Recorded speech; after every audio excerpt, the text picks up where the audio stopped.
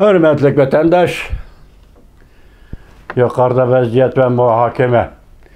Xitoydagi bidikçilik, adam setiş, bidikçilik, bidiklerini kılıvatkan.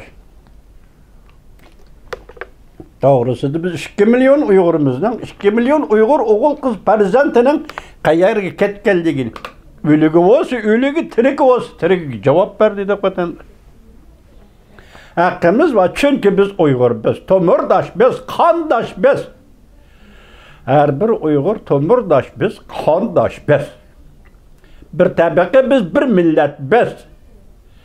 Qaysi bir hezilek deydi, Uygur degen millet yok deydi. Çek bazadı, Semerkant ki başuğa. Taşkent ki Bukhara'a verip gep kılaba, hezilek. Uygur degen millet yok deydi. Uygur biz. Tilekdaş biz, kandaş biz. Şunu gep kılımız. Kolumuzdan kilidi şu. Eğer kolumuzdan kilidi ikinci bir xil usul çağrı bolsaydı, biz ikinci bir usul çağrı ikkilenmey müracaat kılattık. Xuda bizge undaq yol, undaq nusret vermey, fakat müşundaq vallah şeydiğen nusretini ve kuşni begelligi üçünla biz muşu yolda Uygur'un takdiri köngül bölüp atımız. Reis Xi Jinping, ben yani ikinci bir adamın takdiri köngül bilmen Reis Xi Jinping. Onun ismi Kasım Sıddık, benim okuğuçum. Ben de 4 yıl okuğan okuğuçu. Benim okuğuçum. O kolgalinde, o pezike kızı kattı. O edebiyatta görüngen adam idi. Ben herkes üzerinden kesbi edebiyatı ve Uygur tilimni bozup, Uygur tilimni çüşkülleştirip, honikleştirip, kandaqdır Kasım Sıddık şiiriyetinin dadısı idi, Kasım Sıddık şiiriyetinin anısı idi deydiğen adam emas mı? Ölgüçe, kıl olsa kılının üstüde, pil olsa pilinin üstüde, Uygur'un tilini qoğdap kelivatkan adam. Kasım Sıddık o şair idi. O büyük şair idi. Ben hazır aldırıp da Uygur halkının şairi bunu işletmeyin ben. Kasım Sıddık yaş şair idi. Siz ona ziyalıyla Katar'da kol aldınız. 18 yıllık qamaq cezası ilan kıldınız. Hazır ağrıp kaptı, doktorxanda yetip kaptı degen haberini Türkiye radyodan aldım. Reis Xi Jinping onu Uygar sıftıda kolga aldınız. Onu adam sıftıda kolga aldınız. Talay Uygur ziyalileri, talay Uygur edipleri, talay Uygur adamlar kolga nazarband kıldınız. Koyup eten bulanı. Bular sizden dünyavi siyasi maksatlarınız hizmet kılanmaydı. Dünyavi siyasi maksatlarınızın kurbanığı aylıdanmaydı. Onun vücudu 7 kilogram goş ve 2 kilogram kalva yetişmeydi. Sizden nefsinizge yetişmeydi. Sizden maksidinizge yetişmeydi Reis Xi Jinping.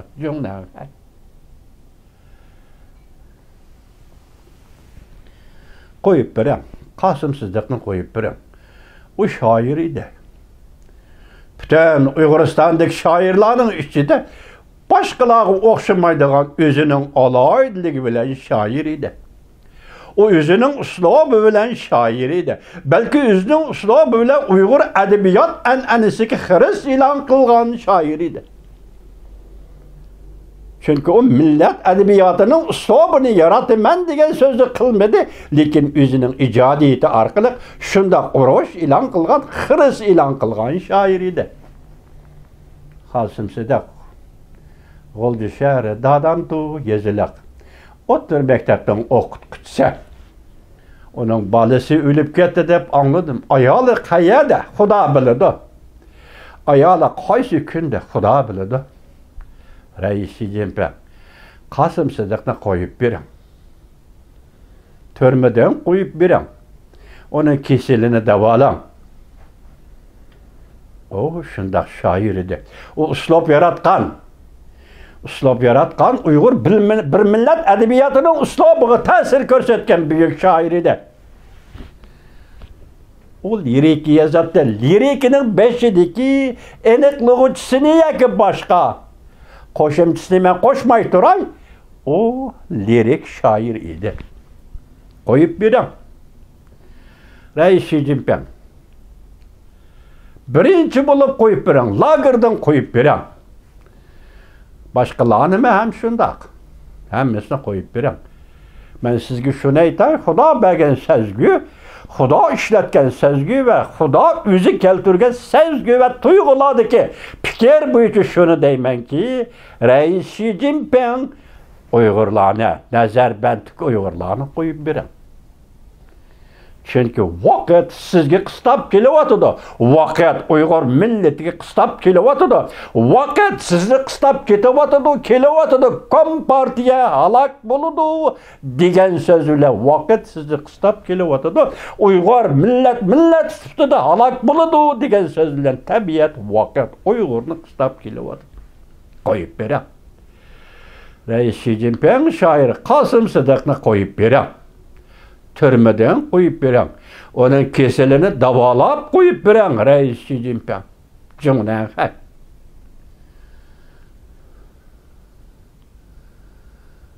O fiziki heves kılattı.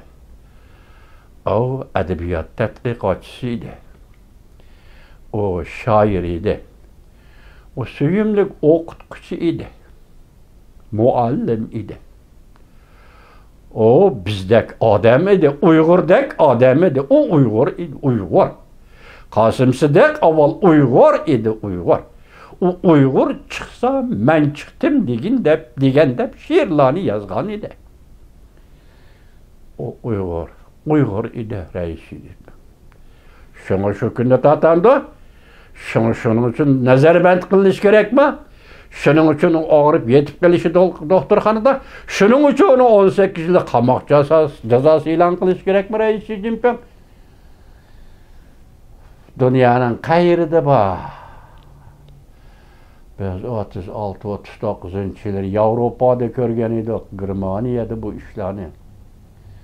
Asiyalik yavaş millet deb mi o'ylashidi ekan ba'zilar? Yo'q. Asya'da Xitoy degan bir davlat bor, Xitoy degan bir millat bor. Ey insonlar, ey. Sizlar Xitoy yozuvchilar yozgan 3 parcha romanni o'qiganmi? Suv bo'yida 3 davlat haqida qissa. Qizil ravoqdagi tush. Mushu romanlarni o'qiganmi? Uyg'urlar tarjimasi bor, Uyg'ur tiliga tarjima qilingan tarjimasi bor. Tercümallarımız ijtihad bilen tercüme kılgan tercümesi var. Siz 3 romandan Cungo medeniyeti abstrakt etsek, Xitoy medeniyeti konkret etsek, onun asası neme, şekli neme, onun ahlak kurulması neme, turmuş adeti neme. Siz bu 3 parça romandan Xitoy medeniyetinin nimi medeniyet atalmış bir adı medeniyet degen hazır hemmiga bop keladigan qon bulup kaldı. Xitoy medeniyetinin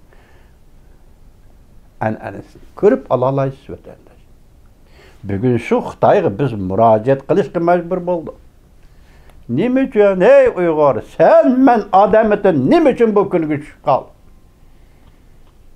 Ba'zilardek bu ish islom dinidan ko'mas, islom dinidan gunoh emas.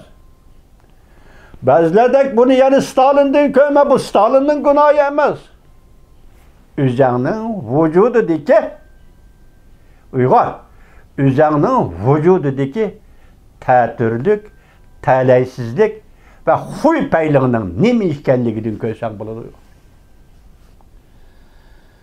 Uygur otur Asya Karapak'a senin qarindaşların, dostların, baldırın deydiğallarının her yıl devlet bayramında marşqı daşdişiga askeri kısımlara Karapak'a.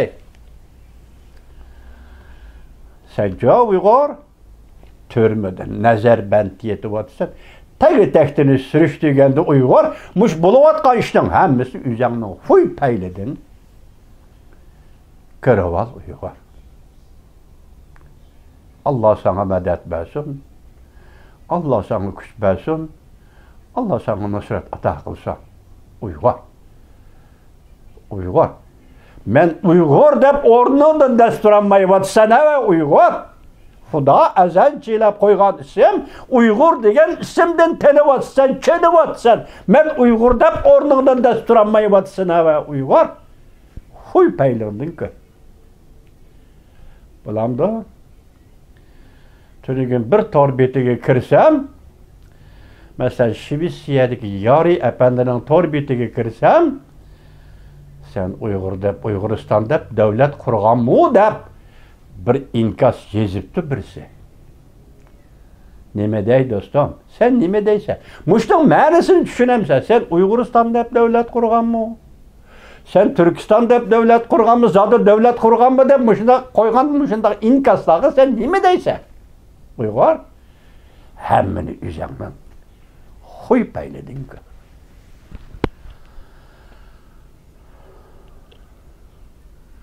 Kasım Sıdık'la koyup biren, Reis Xi Jinping, başka barlık Uygur ziyalilerine koyup biren, Reis Xi Jinping hazır hatırlayman dep isimden çıkıp da Germaniyelik ayal yaş kız, hazır Tianjin'da Halk Üniversitesi, Tsinghua Üniversitesi da ders ötüvatkan kız iken şunu 3. katımda sözlüge leksiyası Amerika vazdı berildi.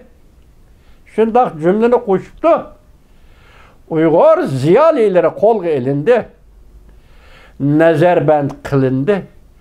Türmelerde kesim kılındı. Türmelerde ve Nazarband hanada asla gayip oldu. Ne gitti bu adamlar? Cüngnen kay? Bu Uygurlar, bu ziyaliler ne gitti? Şuna Kasım Sıdık'ını koyup veren Reis Xi Jinping. Kasım Sıdık'ını türmeden koyup veren kesilini davalan. Cüngnen kay?